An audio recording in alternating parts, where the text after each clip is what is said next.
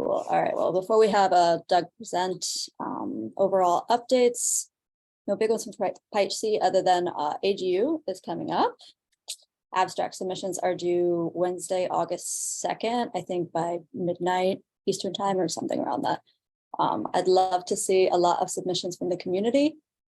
So I know all of us are last minute people, but whenever you get a chance, if there's something in there.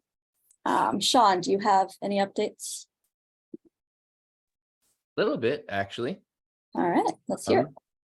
Let's see, nothing to show off, but I guess I can blab for a second on what I've been doing.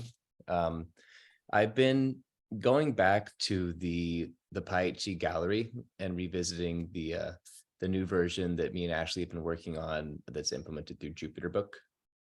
And I'm trying to use the environment that we built in the PyHC spring meeting to have all the PyHC packages running in one environment inside the gallery, which would be nice because even though we don't have that many examples at the moment, when you run an example, you get a binder instance with Jupyter notebooks.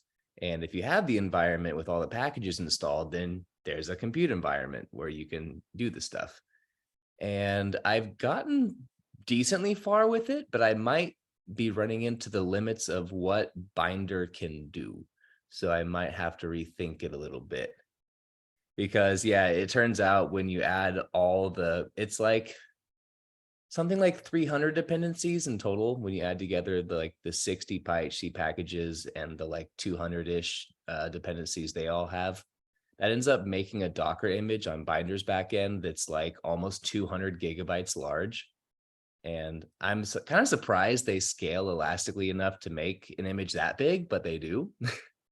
But it fills up really quickly. So I've experienced issues where I launch a Jupyter notebook and then I run one cell and then suddenly it starts erroring saying the host machine has run out of memory. And then I'll do like a df in the command line or something, and I'll see that the hard drive is in fact at 100% storage. Or sometimes Binder just won't even run at all. It'll just say failed to launch the Docker image, and it'll retry 3 or 4 times. And then it'll start giving me errors saying, hey, now the server doesn't have any machine space. And now we're really in a bad spot. So not super sure where to go with that next, but I'm going to be trying to see if there's a way to get around it or just restart from scratch and see if I can shrink it or something. I might end up bailing on trying to use the entire PyHC environment, and I might just use a subset of it for the gallery, and I might just try to build a separate Docker image that people could use on their own when they have more storage space. Hoping that's not the solution I have to go to, but I might. Sarah D is asking, has Docker been pruned, etc.? I don't really know the answer to that. I know on the back end, and I see, John, you have your hand raised. I'll get to you in a second. I know on the back end, Binder uses a tool called repo2docker, like the number 2, repo2docker. And when you spin up a Binder instance by pointing it at a GitHub URL, it'll use Reaper to Docker to make a Docker image, and then it pushes it to their own special Binder hub, and then it pulls it to run it. I'm not sure how much I actually can control the in-between steps there. I know if you put a Docker file in your GitHub repo, it will listen to it in some ways, but I haven't gone that far yet. Hopefully that answers the question.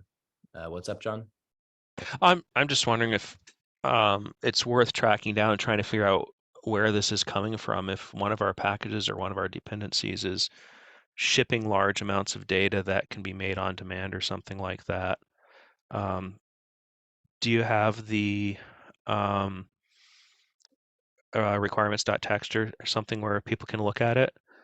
It's a good question. Someone just asked in the chat if I could share the link.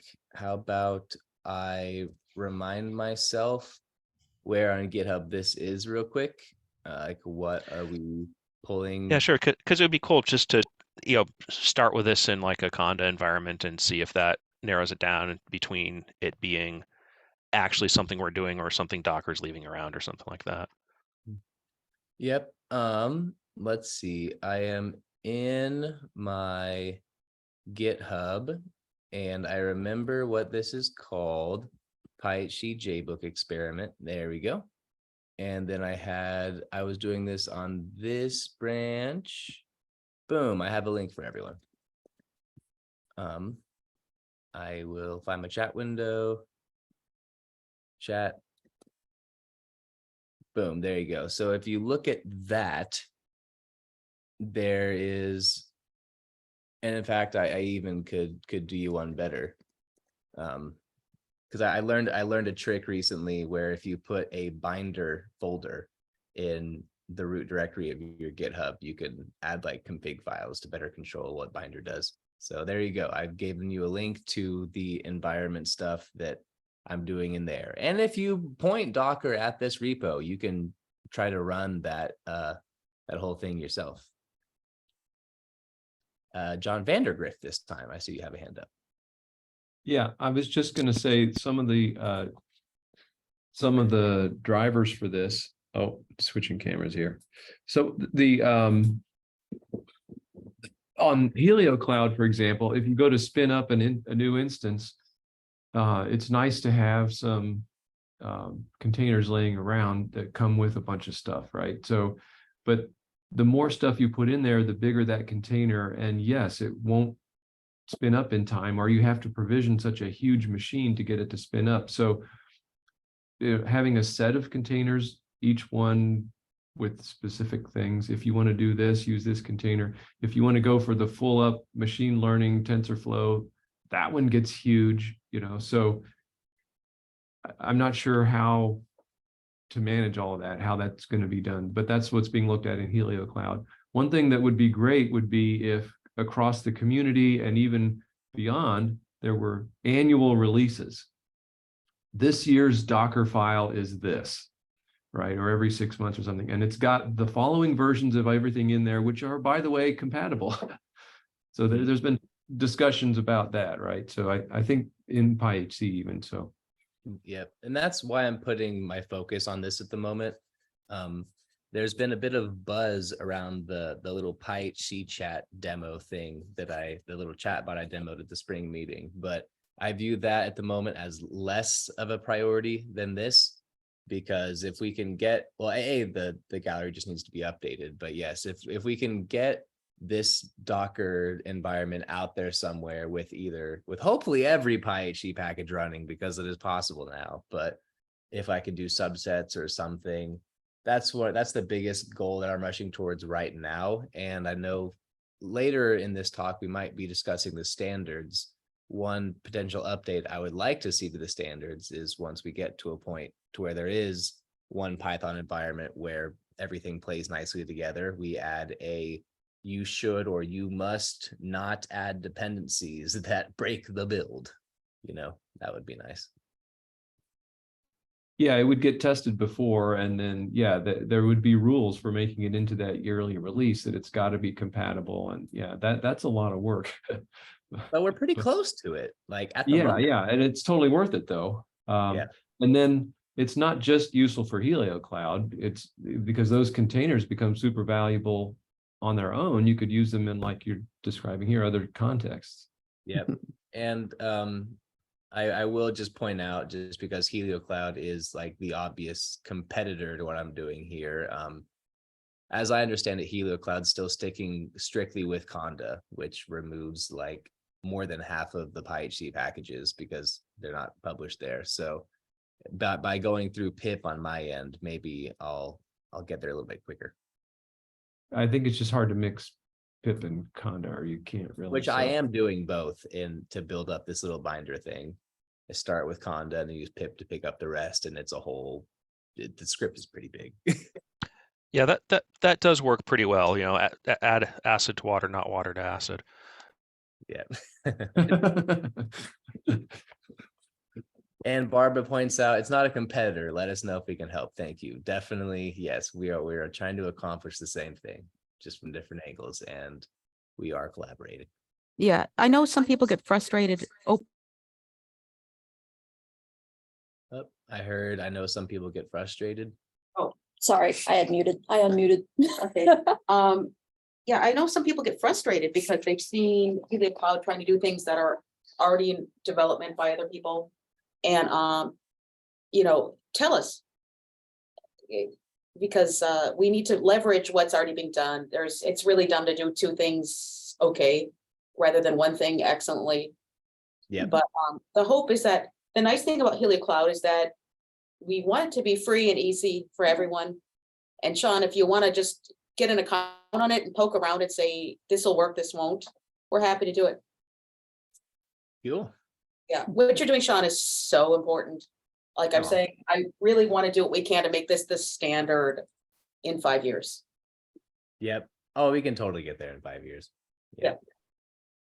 Well, the big thing is the adoption by major journals, right? Yeah. We want that to be I'd like that to be this, not a supplement, but the actual means of publishing. Mhm. Oh, yeah, that would be really cool. It's so dark in here. Yeah, I think it's the window background. I'm here, I swear. No. Cool.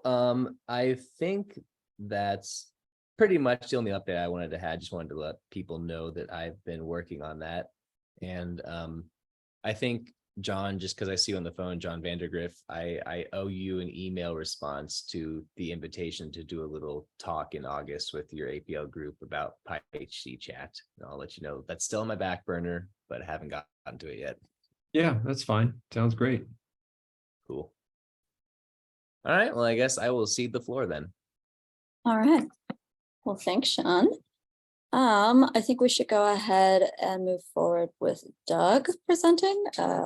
I'm here at NASA this week, actually, thanks to Doug inviting me out to present about PyHC at the GDC science team meeting. And he asked, why don't I present about this mission at your PyHC Telecon? So. All right, thanks, everyone. I got my camera here. So I can put my- thanks, Julie, so much. I'm just trying to get my Zoom share here to share the screen, and I'm not a Zoom, but there it is. Yeah.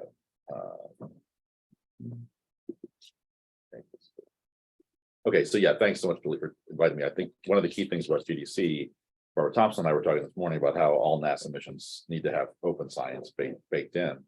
And you guys are one of the huge community efforts that's really driving the ability to do open science. And we can talk all we want about open science, but until we have open tools, open architectures and so on, it's gonna be really hard to do that, except on paper. So really excited about PyHC, and the more I learn about it, I met Julie at the ISTP Next meeting, heard about it there, and like to hear more. So I'm here to talk about GDC. I'm the project scientist for GDC at NASA, and we have a huge science team. Some of you may be on the science team. I didn't look at the participation list, but for sure at your universities and institutions, you have science team members there. We're in the very early days with GDC. We're just getting started. I know it seems like it's been going on for a long time, but things take a long time. We just had the second batch of instruments selected in January, and we're getting people under contract and so on. And our launch date is still TBD, but probably the early 2030s.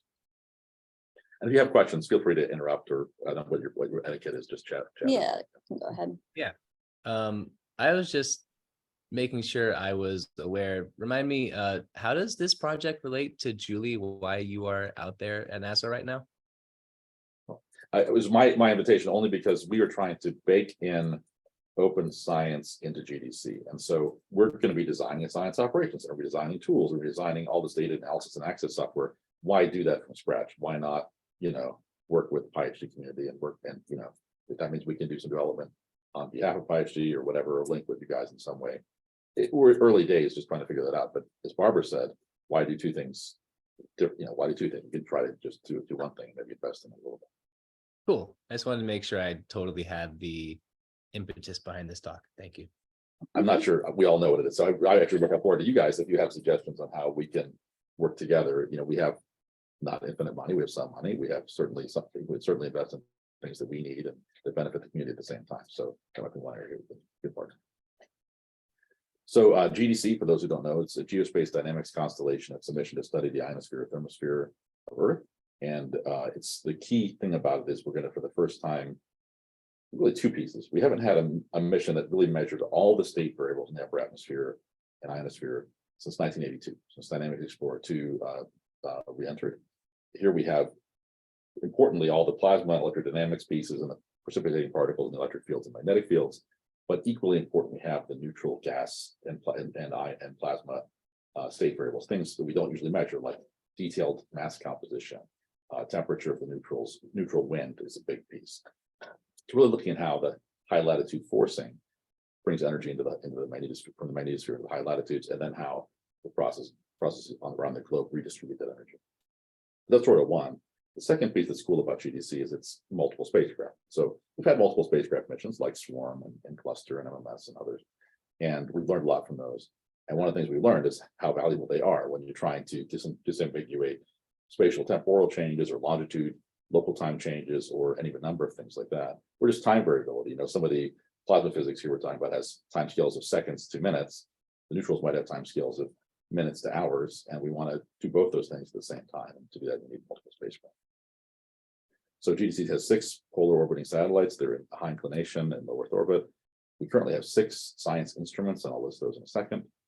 One of the things about the open science side is we have 3 interdisciplinary sciences. Those are teams that have been selected by headquarters. They have no instrument requirements or obligation. They're there purely to make sure that the data is as useful as possible. The requirements are driven to be as useful as possible for all the science we want to do. And since GDC is such a broad science topic, I think that means it's got a broad community input, community footprint, I guess it's. So the instruments, we're having our science team meeting here this week, and the instrument teams are Ether, which is a linear probe, sort of like the MAVEN LPW instrument. Mosaic is an ion neutral mass spectrometer with neutral wind capability. That's Mehdi Bennett here at Goddard, UMBC. We have the CAPE auroral precipitation at the top at electron ion analyzer. It's sort of the auroral energy range, a few UV to a few tens of keV. Thermal plasma is TPS. That's Phil Anderson at UT Dallas, and that's a standard 3-dimensional ion velocity meter. We have a fluxgate magnetometer led by Mark Moldwin, Nemesis. I think that's spelled wrong. And we have a radio occultation instrument from JPL that's pretty nice space weather and science aspects. Interdisciplinary science team is Jeff Thayer's team at Nexus at CU Boulder. Rebecca Bishop is leading the adaptive team at Aerospace, and Yue Deng is leading the SOPI team at ETR. So those 3 interdisciplinary teams are doing things like advancing the state of modeling, data simulation. Rebecca is doing some significant work on new tools to do data visualization. And that's another area where we want to work with other existing groups that are doing that. So we're not reinventing the wheel and kind of leverage that. And then Jeff's group is doing a number of things with space weather and extracting neutral density from orbit determination. So the key thing about this is, I think this is where, again, I see the community aspect of it pretty importantly. First of all, GDC itself will be a community mission and have its own community engagement and really have open data from day one and all that, so we can get as much value out of the science for everyone as possible, including secondary science, which GDC will be natural at doing, but we won't have as part of our sort of, you know, NASA-centric effort. But GDC also fits into a community kind of ecosystem that has dynamic, which is another mission that's going to be studying the lower part of this region, sort of from 90 to 250 kilometers, 300 kilometers. GDC is at 350 to 400, and there's a lot of sharp vertical gradients there. So we need 2 different missions with different approaches to study it. Those 2 are kind of like sister missions. They'll be launching in the same time period and making it simultaneously. But we also have all these other resources. And again, tools like what you guys are developing with PyHC is how we're going to meld these complex whatever you call diverse data sets together in ways that make sense and that are easy to replicate, and that someone who's just starting out as a student can go and get gold data and GDC data and not have to worry about, oh, what version of the software did I download my IDL license, which doesn't work anymore. And so, that's one of the things we want to do there. We have this ground-based component, which is also key, and I don't know how many of you are ground-based observers, but that's a huge part of the IT community, massive part of it. And so we have all these ground-based magnetometers and cameras and radars and various instruments that also have diverse data sets, diverse documentation, diverse formats, everything, and trying to get those all together and cross into single use.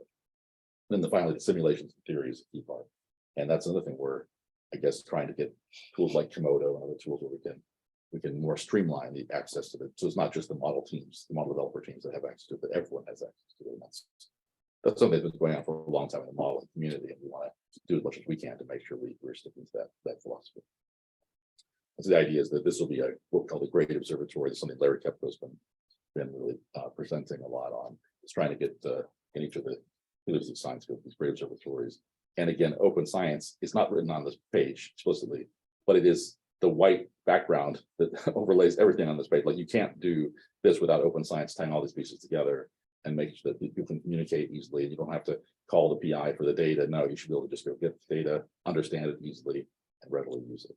So that's sort of the piece there. And again, if you have questions, just so this is the key part, is that we have to have it baked in. We're starting now, and we're starting after HPD is the HPD. The directive from NASA saying open science is critical. Of course, you guys have been ahead of that directive, but now it's official policy. We want to make sure that's baked in from day one. All the tools, data analysis, environment, everything has to be open and accessible. That's part of the contracts of our teams that are developing these tools. They have to make them open source. They have to make them useful.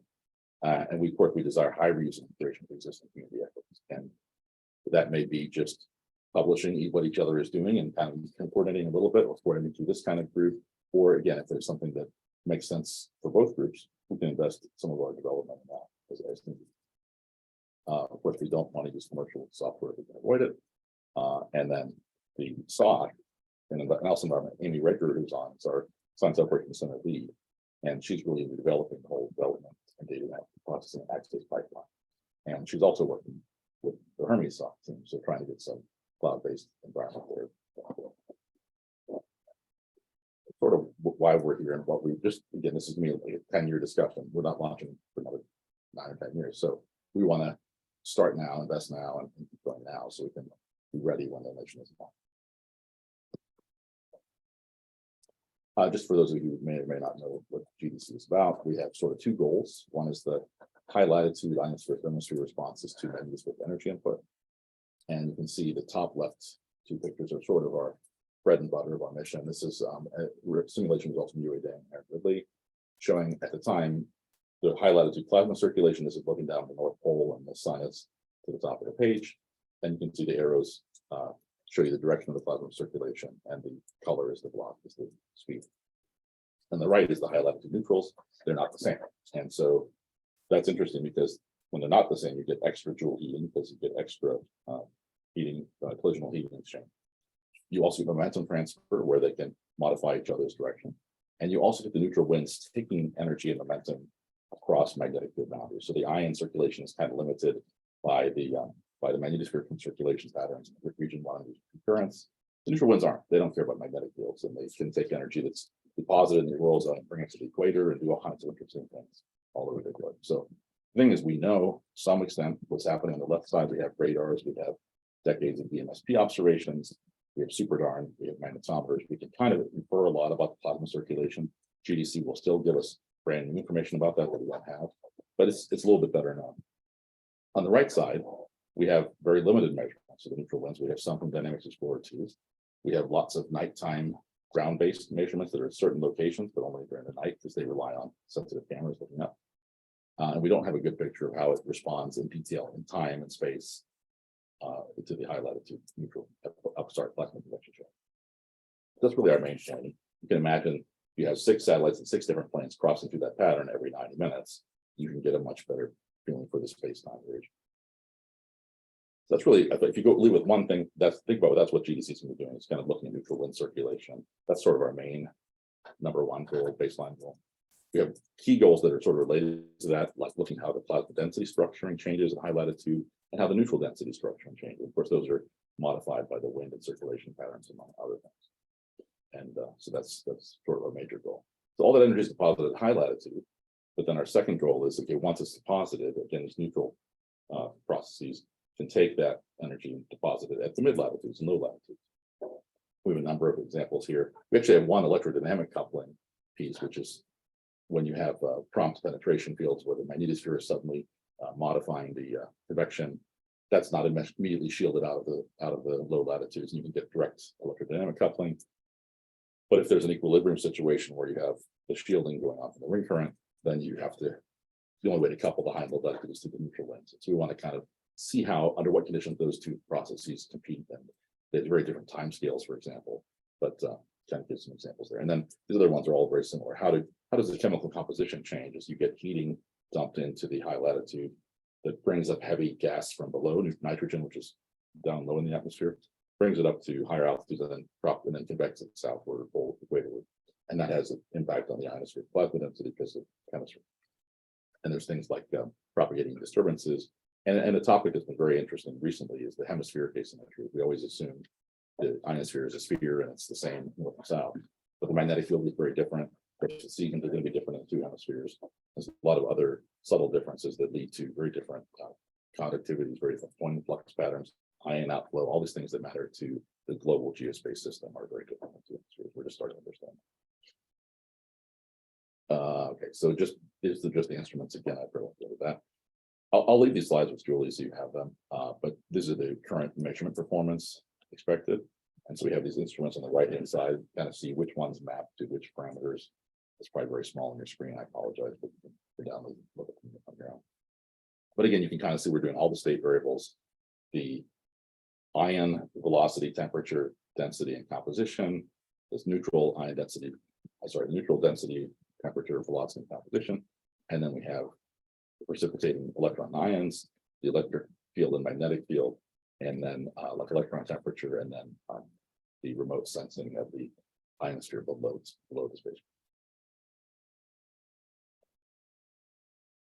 So the orbits also make this a little challenging. Is we have 6 satellites that launch in a single launch vehicle, and so one of the tools we're trying to develop that are community tools are tools to analyze these data. When you have 6 spacecraft, yes, you can analyze each one individually. You can make statistical databases of all the measurements you have, but one of the key strengths is it's saying, here we have 6 spacecraft. We can start to measure things like gradients, like pressure gradients or current systems a little bit more accurately. We're trying to develop a lot of tools to combine those data. And we had a session on that at CDAR. And Hassan Akbari made a great point, which is that you have this this constellation that's constantly evolving over 3 years. It's never the same. So you have to make tools that are flexible and that can really handle those spacecraft at different relative positions in both longitude and latitude. And so we have onboard propulsion. We're staying in this kind of lowish orbit, 350 to 400. There's actually a lot of orbital drag there, which makes the mission interesting for science and for space weather, but also means we have to be reboosting with our propulsion. And then the orbit planes are slightly different inclinations. They slowly separate in local time or longitude. And then we do a lot of adjustments. One of the things we're looking for from the community also is ways to optimize this evolution. And what can we do? It's just secondary science that we can get for low impact or no impact for our main science. But if we do a slight tweak to the ephemeris, can we do better? So those ephemerides are predicted. They're available now at the CCMC. You can see that.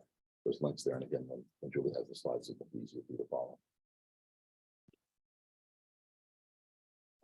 This is probably not as interesting. So the ground-based dimension, that's really important. And that's just sort of where we are really also focused on making partnerships with the community, the international ground-based community. A lot of people around the world we need to partner with. We need coverage at all level times, latitudes, longitudes, and kind of imagine it's a big international coordination job. We do real-time space weather. This might be of interest to some of you. We'll be sending through a geosynchronous relay satellite a steady stream of data, and it'll be very low latency, a few minutes, and pretty high coverage. Probably over 90% of the time we'll get data from each spacecraft, and there's 6 of them. So that's going to be a good thing to kind of validate R2O efforts for future boost models and things like that. So Katie Garcia Sage is one of our 2 deputy project scientists. She's also the lead of the space weather. So your space weather interest should be a good person to talk to. I forgot to mention Larry Kepko is another deputy, and he's working on a lot of different aspects, but also the international coordination. And that's all I have. Someone have questions or?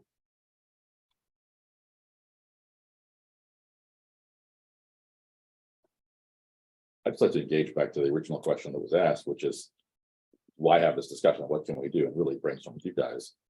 How would you, here we are, there haven't been that many NASA missions since the open science kind of era, big ones anyway. And how do we make it the best we can and make it sure that it's responsive to all of our needs and also the new directives? So Doug, I know that you haven't checked your email, and I know I didn't slip you a 20, but that is a fantastic ad for a session at the oh boy, John, I'm forgetting the name of your conference already. Dash. Thank you, Dash Conference at APL in October to really talk about open science and open source in the mission and kind of task-oriented perspective. So I will throw a link in the chat for anybody else who's interested in that. But I would love for all of us to share ideas on approaches to make this really productive and not just a box checking exercise. Now, the Dash is on our list. We'll be sending the team there also just to learn, mostly to learn, but also to share ideas. Yeah, so John Niehoff is coordinating the session on open science there. So that's why he's explicitly soliciting input, which is great. So Good job. I have to keep that straight. I got your name on that thing. Perfect. Thanks. Yep. Yeah.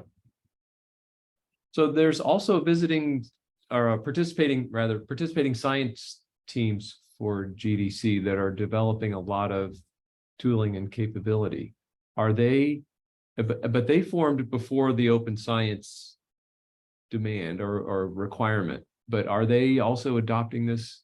Their contracts anticipated. We knew that was coming, so their contracts anticipated that. And so, Okay.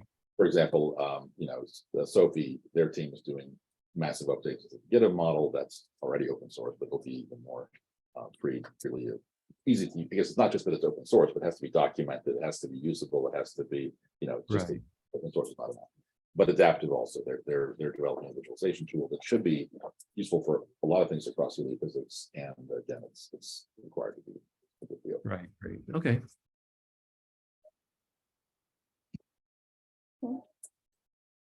Actually, I'm new to this whole to the open science world. I've long been an admirer of the outside, but I haven't really done much on the ground. So very much looking forward to learning from experts and what we can do. Good to have you. Oh, go ahead, Nick. Okay. It turns out that Plasma Pi has some functionality for Langer probe analysis, which we're planning on refactoring at some point in the next year or so. But that's one potential, plasma diagnostics is one place where there's a natural potential for collaboration. The difficulty is that most of the stuff that's in there so far and most of the contributors so far have been from the lab plasma perspective rather than plasma diagnostics in space. So there may be differences, but that's out of my league. So it'd be good to continue talking with the people who from Plasma Pi who know what a Langer probe is. Really great. I know Lila Anderson will be here this week, and I'll make sure she's talking to you guys, the Plasma Pi team. One of the things that Amy, I don't know if Amy wants to speak about this, but for the SOC, we're talking about an architecture where, we have our open source processing pipeline in the cloud. But Amy, did you want to say how that was going to play with potentially if the community says, okay, I actually know more about Langer probes, I can maybe figure out how to update this. Did you want to say a few words about that? Yeah, there's multiple levels of ways we can do this, but the baseline is that we're going to have our data analysis pipeline in the cloud. I linked in the chat box GDC's GDC SOC, our organization with all of our repos are going to be built out. Again, we're 10 years from launch, so a lot of it is just our website so far. But the idea is you would be able to clone the repositories, try out new calibration techniques, new analysis techniques, and then do a pull request and say, hey, I think this is a better method. What do you think? And the whole team of scientists can evaluate it. Or you've gone out and you've published and that's another way, I think. That's how I've done it in the past, is that I've published a paper with a technique and then it becomes part of the ground system proper. That way it gets, peer reviewed that way. So it's effectively the pull request and you get to publish. And then it becomes part of the ground system formally. So there's a lot of different ways. So that's just one. I've got a lot of ideas brewing up here about how we can bring people in and enable things like Jupyter Labs or Google Colab to have people actually be able to run the entire pipeline without installing it themselves. Just be able to sign in and point it at some data that's already there and try some stuff out and then go in and tinker with code and not have to do a whole build on their own system. That's my goal, and we're still figuring it out. Our cloud expert, Sarah Dietrich, had brought up Google Colab because if your data is open source, you can a lot of times save on fees. They will host the data for free, and then you can connect it to a Jupyter Lab notebook Jupyter notebook that will then interact with that data again for free. And it's like, ooh, this sounds just too good to be true. So we're investigating it because it sounds awesome. So there's a lot of things we can do for the public and for our scientists to make everything open.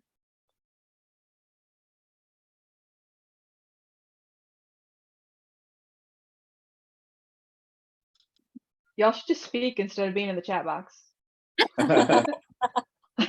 I can't do both.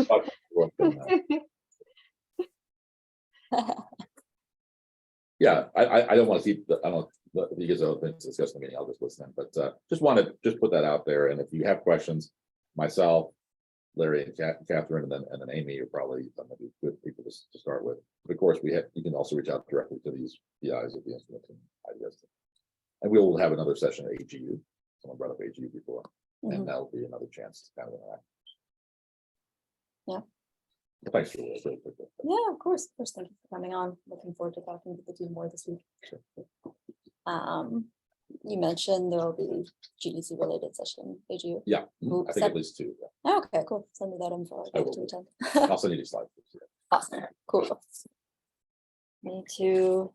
Oh, okay. It's a different color. What's HS? Now, what is HS, John? Nihal?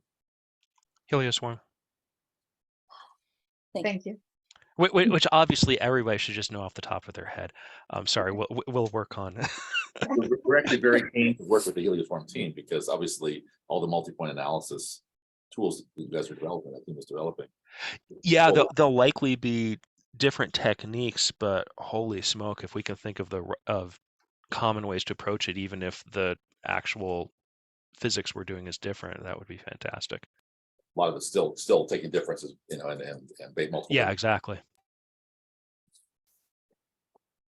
Awesome. Thank you again, Doug. So the rest of today, it's been brought up a couple different times that maybe we want to do a revisit of our standards document and just go over it and make sure we're still, where's the share screen button, happy with the result that we have so far. So I just wanted to make this open. I don't really want to have to just kind of regurgitate what our standards are currently at you all. But yeah, has anyone had a chance to look at this and think about it since I proposed this, Friday? You had so much lead time notice. But yeah, especially when it comes to packaging and our intentions to, try to make this kind of PyHC deployable container type of idea later on. I just wanted to open the floor to anyone who had thoughts, ideas, suggestions of how we can improve, especially if we're to later maybe partner with PyOpenSci and have them try to help us implement standards and grade packages with us. So Yeah, I looked through this, and I guess as the guy who gets paid to maintain these standards, I'll open the floor with thoughts. One, I think they're still pretty good right now. I can't think of too many changes I would make at the moment, but the few that jump out at me is one, the releases where we're talking about should be made available to PyPI and Conda. I'm tempted to make PyPI a must and then Conda would be a should. Although that opens up political questions of why are we playing favorites? But it is in most cases a prerequisite to get it into Conda. It has to be in PyPI first. So, I mean, I guess I struggle. I've seen some cases where the package was just not developed enough yet that you still needed to do some local things and then do something to run it. And there's maybe an argument the package was still useful, so we could have kept it there. But that's one thing I would have the group debate is whether or not PyHC packages should be allowed to only be running locally. I have more thoughts, but maybe I could stop there for a second. So I had brought this up for the spring meeting. I think the standards are pretty good. I'm not sure we need to revisit them, but I think what we do need is another layer of best practices or domain specific standards or that kind of thing. And I think the model for that should be like the PEP-NEP kind of thing, where we have some process for people in the community to write up documents that are either advisory or somewhat binding, and get some approval and move on. The standards I feel should be changed fairly general and change less frequently, and then have some mechanism for where we can change a little more frequently and be more responsive. And the more that we can say, here's how you do something that's useful instead of you must do something, the better off I think we're going to be. I agree with those thoughts. Would it be cool to host something like a PyHC PEP? PyHC PEP with H? Yeah. Sadly, FEP was what I wound up with, which is terrible. It's a start. You gotta throw darts at the board just to get an idea out there. But I think it'd be cool to host something like that. Have it on our website and everything for everyone to see. That reminds me of NumPy enhancement proposal 29, which I think would be good to encode in the standards because it lays out a deprecation policy. So it's essentially saying support the last 42 months worth of Python minor releases, and then the last 24 months of releases for NumPy. And we could also add in things like AstroPy and other, well, like depending on the core packages also. So I think that would be worth adding.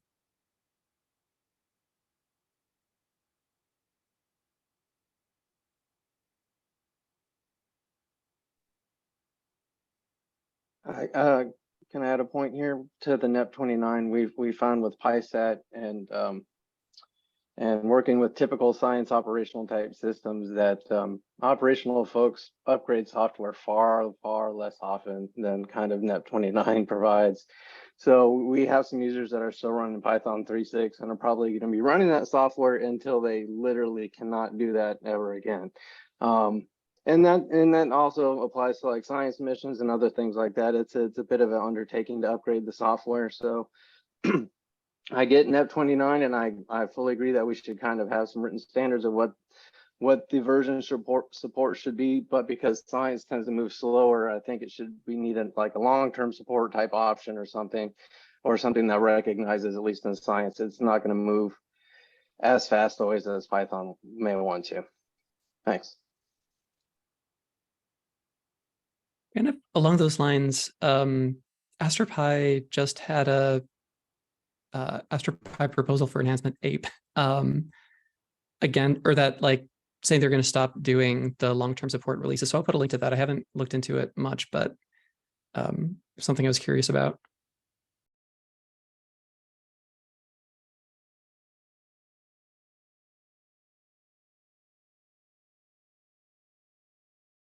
And I blanked that I was screen sharing. So if anyone wants me to go back to the standards, let me know. But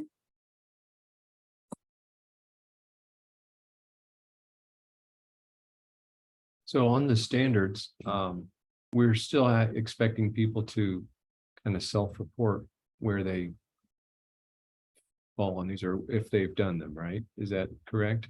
yeah, currently.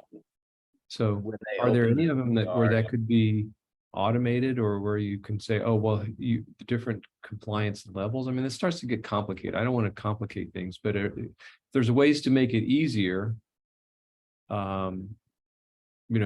by saying, hey, check your testing process, or if you have an automated testing thing, maybe use this one, or if we had ways where people could be more definitive about the way they've done this, that might make it easier. Yeah, I mean, at the moment, I kind of try to be that barrier for people. Like we do have instructions that go pretty detailed with the self-review process to help people say, hey, like when you're evaluating your testing, look for these 4 specific things or whatever. Like there's a document that gets into the weeds more than the standards document does. But generally speaking, when people open a PR with a self-evaluation to join PyHC, I review the repo for them. And Okay. having all of the standards in my head give the ultimate yes or no, or walk people through improving things if they need to be improved.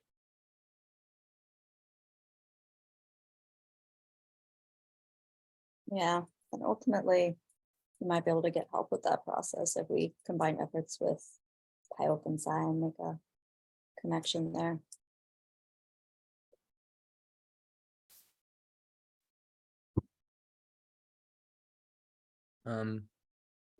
This is totally unrelated to anything else we were talking about before. But because there was a lull in the conversation, I just wondered this very specific question on point 8 for documentation, when we're talking about everything should have doc strings provided in a standard convention, e.g. NumPy doc. Is NumPy doc still the most relevant example to use there? I'd say so. Not that I have a yes or no, I would just throw that question out. I'm pretty sure NumPy and SciPy are still using it, so that's Cool. pretty strong gravitational pull right there. Yes. Sweet. I didn't nothing else jumped out to me when I was looking through this before this meeting. So I've said my 2 cents. Perfect. Is there a place where, I mean, I guess people could edit this document and issue a pull request for it, right? If they saw something they wanted different. Yeah, they sure could. Yeah, this is all up on GitHub, as you can see. I actually have a pull request open from a couple years ago that I don't think we ended up figuring out the process for how to update these standards, so it sort of languished. Yeah, I think the 1.1 is open from I think the last pre-pandemic meeting. So there's pending stuff, and I agree the process for update is very important.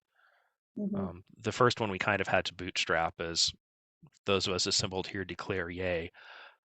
But we should have something going forward that's a little more formal. Good point. Think about that and how to best do it. Yeah, thanks for sharing the SEP process document. Love to chat more about it. I'm gonna read through it more and maybe send an email your way, but Yeah, and if we want to have a meeting about this, I'm happy to help coordinate it. This is literally just taking PEP and going through and trying to make it a little more relevant to us.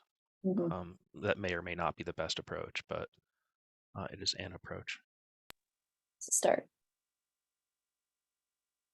One other thing is support for the newest version of Python. So I know some of our packages take a while to upgrade to Python 3.11 or to the newest one, and Plasma Pi is one of them because we depend on Numba. But we could have something like core packages must be compatible with the newest version of Python within 6 months or 3 months or something. And all other packages should. That would make sense to me. Yeah, I think a requirement of actually having a release, but as long as it might be a bit too much, but if the previous release can effectively work with the new one, then yeah, 6 months sounds adequate. Yep. Julie, by chance, are you writing these down somewhere?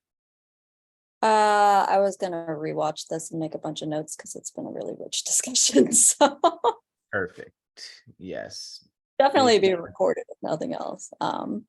Because yeah, I really like the idea of at least encouraging people with a we should strive to support the latest Python version, because especially for efforts like Helio Cloud, it does start to be a pain when newer versions of Python break PyHC packages, and it forces you to stick with older. Yeah. So that's a good one to consider. Yeah. And just interjecting my high level thoughts, even though nobody asked for them, I'm hearing that we do have pretty good standards still. And this is actually echoed from when we discussed this at the spring meeting too. No one in the room at the spring meeting could really come up with any like profound changes that needed to be made to the standards. And I've heard like 3 or 4 things that would be good to like consider adding. So I could even see like a GitHub issue or something, like potential updates to the standards, where like these ideas we've thrown out here in this telecon could just be added to the issue, just to be like, hey, these are things we're thinking about. But that also might just become grounds, like a kind of a gold mine for these FEP type documents instead of ever actually making it into the standards. We could see where that goes. Sense to me. All righty. Any final thoughts on this? Maybe having that telecon John in. You can kind of walk us through this FEP named TBD, I suppose, process, and talk more about this. We might have time at the next one or sometime in August. Yep. Let me know and we'll schedule. Cool. Sounds good to me. Any other thoughts?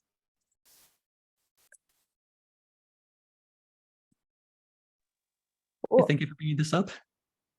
Yeah, of course. Got to start somewhere.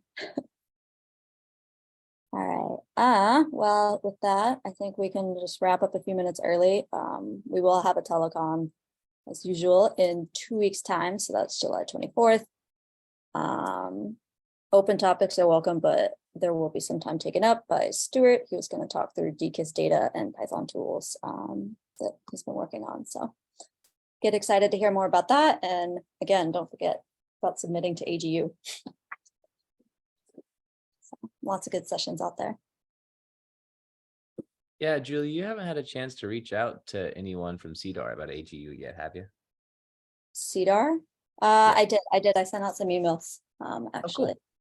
And I am blanking on people's names right now because they are both people I don't know in person yet. But the idea you gave me, yeah, I contacted 2 of them, and looks like we've got 2 invited authors on the docket. So Yeah, nobody forget about PyHC's ADU session. hopefully we get another talk session again. That would be great. Yeah. We'll see.